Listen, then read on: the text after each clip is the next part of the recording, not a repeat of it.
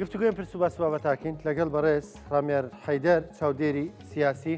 کاک ڕاميار کاتەوە باش، سپاس دەکەم، سپاس بۆ بەشداریکردنێ لەگەڵمان. چۆن خوێندنەوەتان بۆ ڕێککەوتنەکە، چۆن لە ڕێککەوتنەکە تێدەگەن؟ خوێندنەوەتان بۆی چییە؟ سڵاو لە بەڕێستان، سڵاو لە تەواوی بینەرانی کۆساتی عەزیز. ڕێزم هەیە. لە ڕاستیدا ئێمە دەبینین کە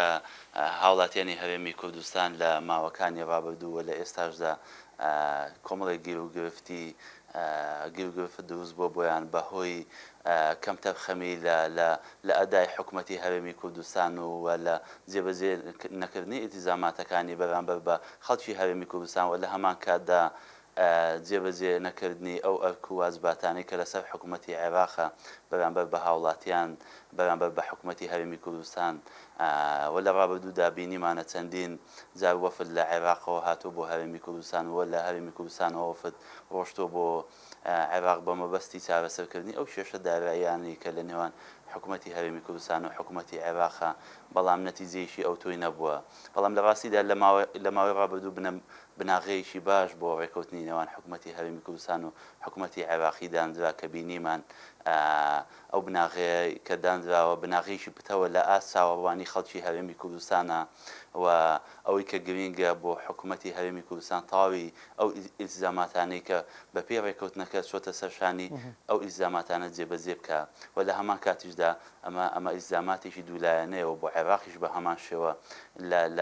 لە ئەگەری جێبەجێکردنی ئەم ئیلتیزاماتان لە نێوان حکوومەتی هەرێمی کوردستان لە ڕاستیدا پێویستە حکوومەتی عێراقیش ئیلتیزاماتەکانی خۆی جێبەجێ بکە سەرەڕای ئەو ڕێگریانەی کە هەیە لە دەرەوەش. کاک ڕاميار ئەو بناغەیە چییە کە باسی دەکەیت؟ ئەو بناغی دانراوە چییە؟ مەبەست لە ڕێکەوتنەکەیە؟ بەڵێ بەڵێ بەڕێز، لە مەبەستم لەو ڕێکەوتنەیە کە لە ماوەکانی ڕابردوودا کرا کە بە سەرپەرشتی هەڤاڵ سەوک بافڵ کرا بناغەیەکی باش و پتەوداندرا بۆ ڕێکەوتنی درێژخایانی نێوان حکوومەتی هەرێمی کوردستان و حکوومەتی عێراقی کە ئەمە لە ڕابردووشدا بینیمانە ئەمە سیاسەتی یەکێتی بووە، کاوی لە پێشینەی یەکێتی نیشتیمانی کوردستان بووە، هەمیشە ئەوەی گرنگ بووە بۆ یەکێتی پێش هەموو کارێک بابەتی موسە و قوتی خەڵک و ژیانی خەڵک و گوزەرانی خەڵک بووە و ئەمەی کە لە ماوەکانی ڕابردوو لە نزیکترین کاتدا کە بینیمان بەڕاستی دەست پێشخەویشی زۆر باش بوو بەهۆی توانای دیبلۆماسیەکانی سەوک بافڵ توانرا بناغەیەکی زۆر باش دابنجێت بۆ ئەو ڕێکەوتنە و ئەمەش بەڕاستی دەردەکەوێت و دەیبینین دڵنیام هەموو هاوڵاتیانی هەرێمی کوردستان ئەم ڕاستی دەزانن کە بەهۆی کاریزمایی و لێ هاتووی سەوک بافڵ و لە هەمان کاتدا سیاسەتی یەکێتی نیشتیمانی کوردستان بناغی ئەم ڕێکەوتنە دانراوە ئەمەی کە ئێستا دەیبینین هاتۆتە کایەوە هەرچەندە کۆمەڵێک ڕێگری هەبووە بۆ بەمەبەستگەیاندنی ئەم ڕێکەوتنە لە ناوخۆی هەرێمی کوردستان و لە دەرەوەش لەبەر ئەوەی بەڕاستی لە مەساڵحی خەڵکی هەرێمی کوردستانە بەگشتی و بە تایبەتیش لە بەرژەوەندی موچەخۆرانی هەرێمی کوردستانە. بەڵام کە لە بەرژەوەندی خەڵکی هەرێمی کوردستانە ئەنی ڕێگری لە ناوخۆ چه ڕێگریەک هەیە؟ من ویستم جوابی ئەوە بدەمەوە. بەڕاستی کاتێک کە بەرژەوەندیەک دێتە کایەوە لە هەمان کاتدا زەوەریش بۆ هەندێک کەس دێتە کایەوە و ئەمەی کە دەیبینین گرنگترین شت وەک باسم کرد بەرژەوەندی خەڵکی هەرێمی کوردستان و موچەخۆرانی هەرێمی کوردستانە. بەڵام کە ئەم بابەتە دێتە کایەوە دەبێتە زەوەر بەڕاستی ڕێکەوتنی نێوان حکوومەتی هەرێمی کوردستان و حکوومەتی فیدراڵ دەبێتە زەوەر بۆ کۆمەڵێک تاجری سیاسی، بۆ کۆمەڵێک تاجر کە دەستیان گرتووە بەسەر قووت و بودجە و نەوت و داهاتی ئەم هەرێمە لە ڕاستیدا زەوەرە بۆیان و لە هەمان کاتیشدا لە ڕووی نێودەوڵەتیشەوە کۆمەڵێک کۆمپانیای نێودەوڵەتی هەیە لە دەرەوە کە ئەو ڕێکەوتنە 50 ساڵی کە حکوومەتی هەرێمی کوردستان لە ڕابردوودا کردوێتی لەگەڵیان دەسەڵاتێکی زۆری بۆ کۆمپانیانەوتیانە داوە و بەرژەوەندیشی زۆریان لە نەوتدا هەیە. دەتوانم بڵێم دەگاتە ئاستێک کە بەرژەوەندی کۆمپانیانەوتیەکان و کۆمەڵێک تازیری سیاسی لە خەڵکی هەرێمی کوردستان زیاترە لە مەسلەی فرۆشتنینەوە و هیوادارم ئەم ڕێکەوتنی کە کاک بافڵ سیاسەتی شێتی بنەما کردوێتی بنەما هیوادارم جێبەجێ بکرێ لە پێناو مەساڵحی خەڵکی هەرێمی کوردستان و لە زەرەری ئەو کەسانی کە چاوسنوکانە چاویان بڕیوەتە قووت و داهاتی خەڵکی ئەم هەرێمە.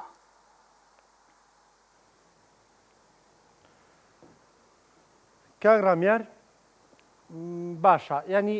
بە خوێندنەوەی ئێوە لێکەوتی ئەم ڕێکەوتانە چی دەبێت لەسەر بژێوی ژیانی خەڵک، لەسەر گوزەرانی خەڵک، لەسەر هەرێمی کوردستان، لەسەر خزمەت گوزارەکان، ینی زۆر جار گلەیەوە کراوە خزمەت گوزارەکانیش لەسەر سێرەمی کوردستان ینی هەندێک جیاوازی تێدا کراوە، ینی لە شارێک جیاواز بۆ لە شارێکی دیکە، ینی لێکەوتەکانی ئەم ڕێکەوتنە چی دەبێت لەسەر هەرێمی کوردستان؟ بەتەکیید گومان لەوەدانە کە جێبەجێکردنی مەزموونی ئەم ڕێکەوتنەی کە کراوە کاریگەریشی ئەو توی دەبێت لەسەر هەموو سێکتەرەکانی ژیان لە هەرێمی کوردستان. بۆ خۆشتان دەزانن زۆرینەی خەڵکی هەرێمی کوردستان موسەخۆرە، بۆیە کاریگەریشی ئەو تۆی و ڕاستەوخۆی لەسەر تاک بە تاکی کۆمەڵانی خەڵکی هەرێمی کوردستان دەبێت، چونکە بازار هەمووی بەسراوەتەوە بەیەکەوە، واتە فرۆشیارێک ئەگەر موسەخۆرەکە ناشتی لێ بکەوێت ئەوە بازارێکی ئەو توی نابێت، بۆیە هەمووی بەسراوەتەوە بەیەکەوە. لەڕووی خزمەت گوزاریشەوە بە حەقەت خزمەت گوزاری بە پارە دەکرێت و ئەو پارێش کە هەبوو وەک پێم گوتن لە ڕابردوودا لە مەساڵحی کۆمەڵی خەڵک بەکارهاتەوە. بەڵام لە ئەم ڕێکەوتنەدا بەڕاستی حکوومەتی هەرێمی کوردستان لە جێبەجێکردنی ئەم ڕێکەوتن لە نێوان حکوومەتی هەرێمی کوردستان و حکوومەتی عێراق، حکوومەتی هەرێمی کوردستان پێم وایە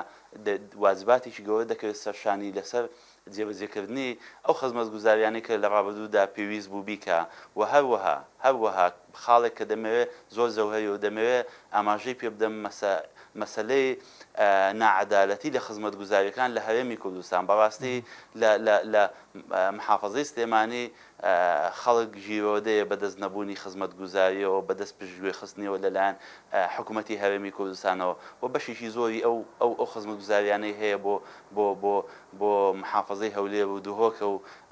لە محافەزەی سلێمانی کەمترین خزمەت گوزاری دەبین و دڵنیام زۆری ئەمە لە ئاستۆی کێیە؟ خۆ حکوومەت هەرێمی کوردستان یەکێتی شتێکدا بەشدارە، جێگری سەرۆکی حکوومەتەکە بەڕێز قوبات تاڵەبانیە، ینی کە دەڵێ لە محافەزەی سلێمانی لە پارێزگای سلێمانی خزمەت گوزاری نییە، لە ئاستۆی کێیە؟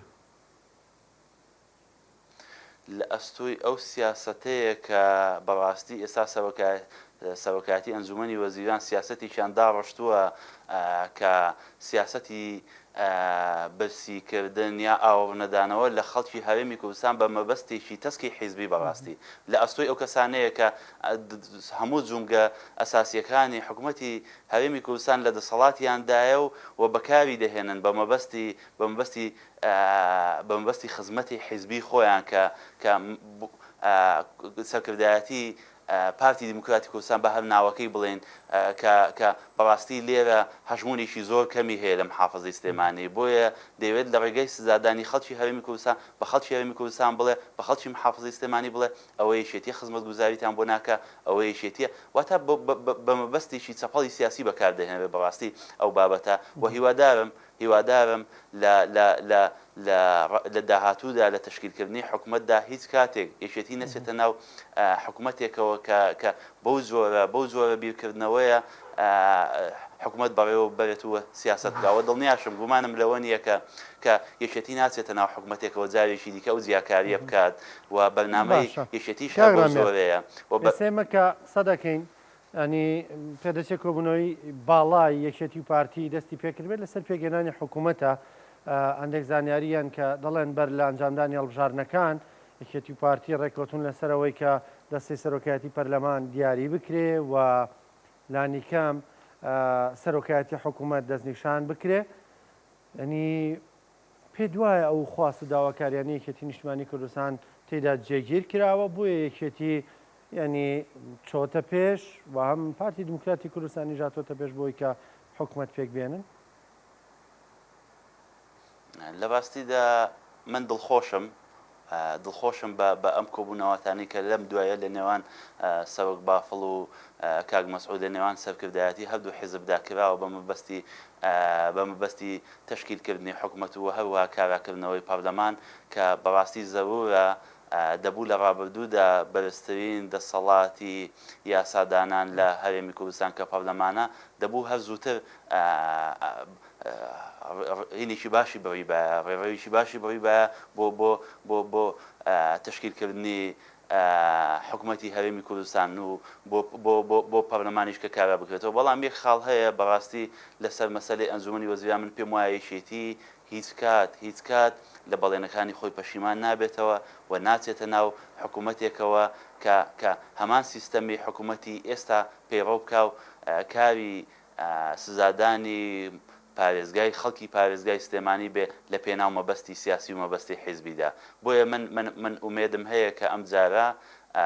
حکوومەتێک تشکیل دەبێ حکوومەتێکی شەراکەت دەبێ لە نێوانی شێتی و پارتی کە بنەمای حکوومەتەکە خزمەتکردنی هاوڵاتیانی هەرێمی کوردستان دەبێ بەبێ جیاوازی حکوومەتە دەبێت کە بە دڵی ئێوەیە ئیتر خەڵکە گلەی کرد ئەبێ گلەی لە حکوومەت بکە حکوومەت هێرێمی کوردستان حکوومەتی یەکگرتووی یەکێتی نیشتیمانی کوردستان و پارتی دیموکراتی کوردستانە بێ کە شەقامی نەبوو کە خزمەت گوزاری نەبوو ئیتر نابێ بڵێ ئەوە سەرۆکوەزیران نەیکرد ئەوە سەرۆکی حکوومەتەکە نەیکرد یانی تر ڕووی دەمی ئاراستەی کۆی حکوومەتەکە بکە بە یەکێتی پارتیەوە من بەوام وایە وەک پێشتریش ئاماژەم پێدا یەکێتی ناچێتە ناو حکوومەتێکەوە کە هەمان سیاسەتی ڕابردوو پێوە بکات بۆیە ئەگەر یەکێتی چوە ناو حکوومەتێکەوە کە هەمان سیاسەتی ڕابردووی پێڕەو کرد و کاوی کرد لەسەر فەرامۆشکردنی خەڵکی پارێزگای سلێمانی و خەڵکی پارێزگای سلێمانی و پارێزگای سلێمانی لەڕووی خزمەتگوزاریەوە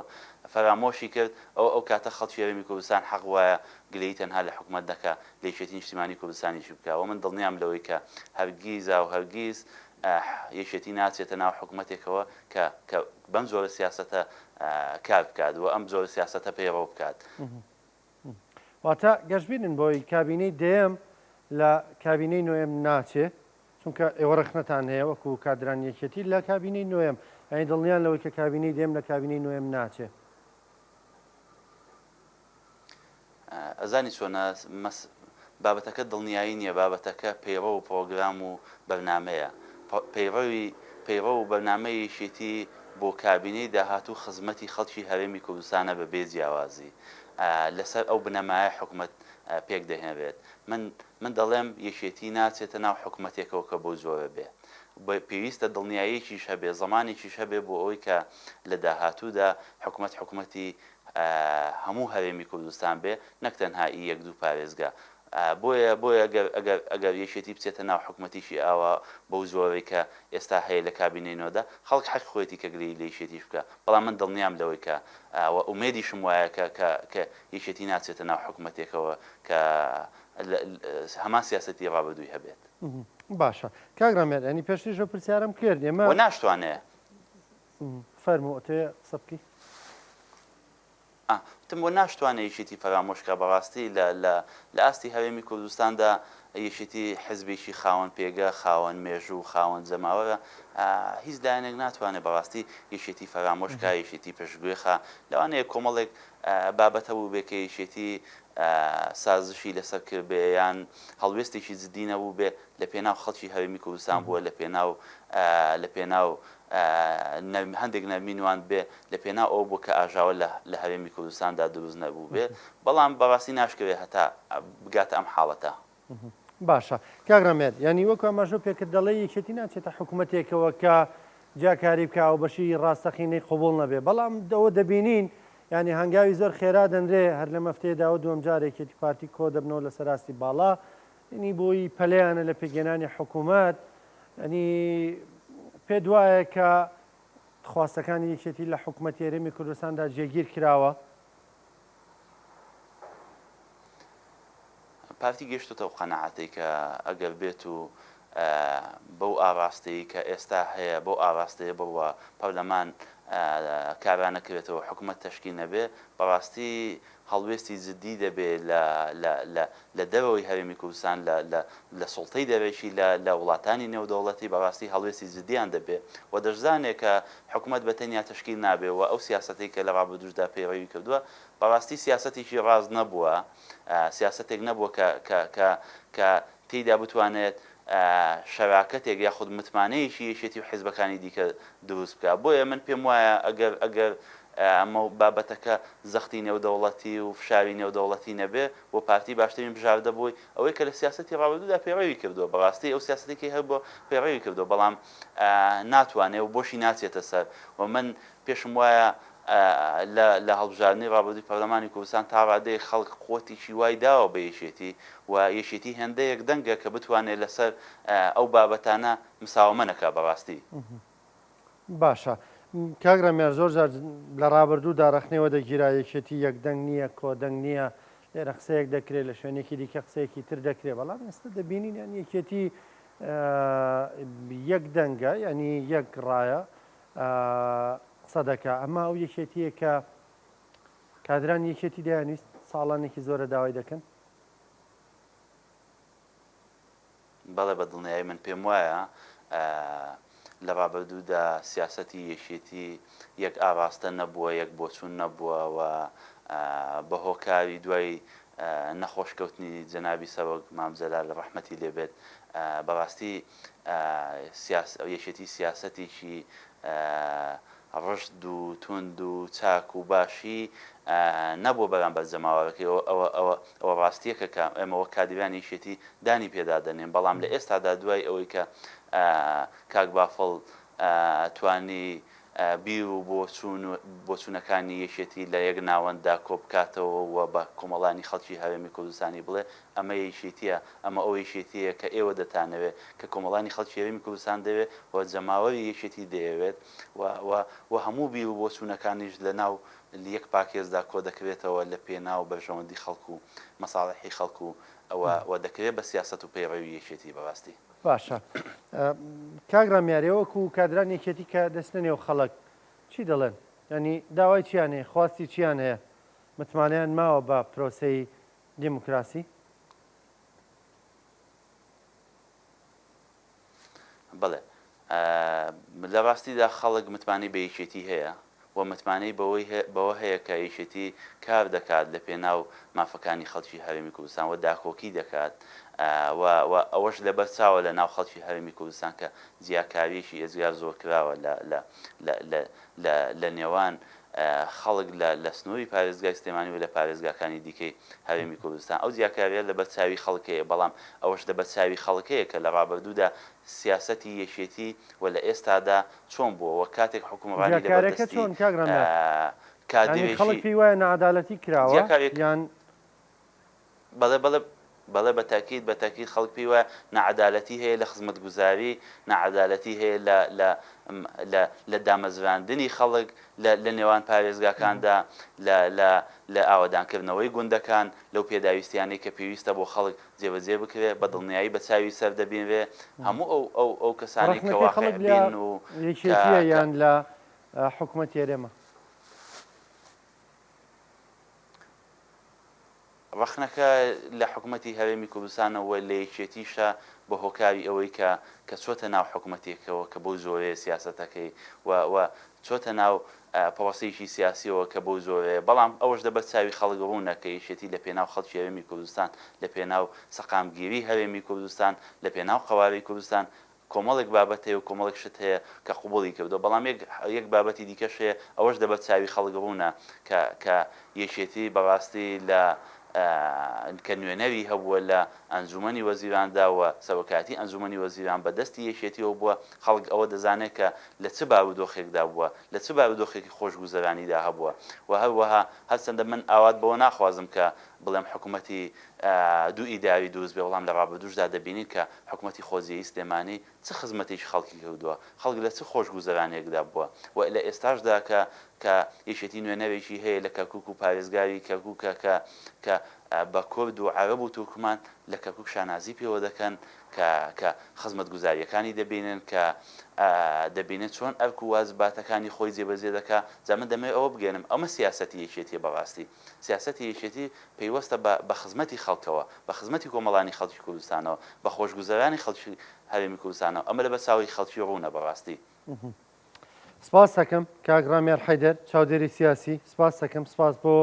بەشداریکردنی لەگەڵمان، سپاس بۆ ڕوونکردنەوەکانت خستنە ڕووی بۆ چوونەکانی خۆت لەسەر پرۆسە حکومڕانی لە هەرێمی کوردستان و ڕێکەوتنەکانی نێوان هەرێم و بەغدا.